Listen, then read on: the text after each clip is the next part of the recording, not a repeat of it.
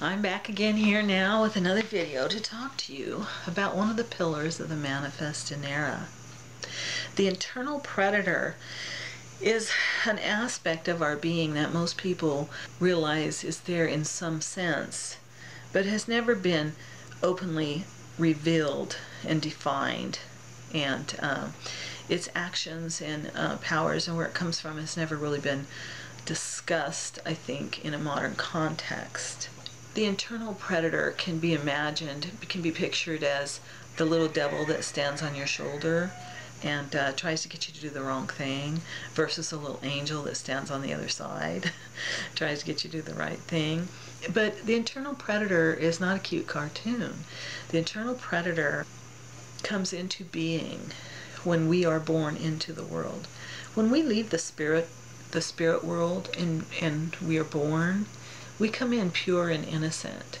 But we come into a physical world that is three-dimensional. You can't have an up without a down, and you can't have a left without a right. Everything has a front and a back. Everything has an opposite in the physical three-dimensional world.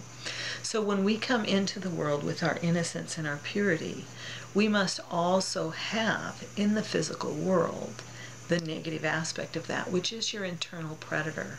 Christians probably would call it Satan. I personally don't believe in Satan. The internal predator is simply a balancing force.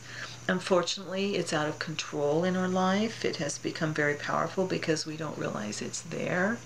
If we're not religious and someone speaks to us about Satan, we just kind of poo-poo that, and so that jargon doesn't work for us. It kind of turns us off. The internal predator is simply something that exists because purity and love and innocence exists. And when you're in a physical world that's three-dimensional, you must have its opposite.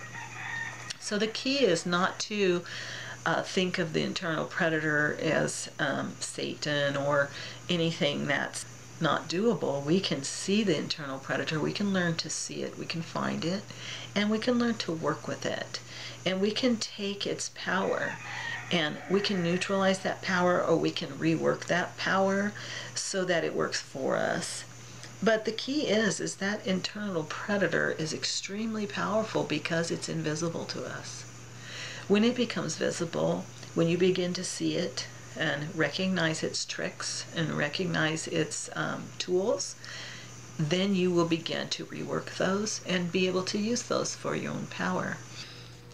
So later on, in future videos, we'll be talking more about the internal predator and how it operates in our lives.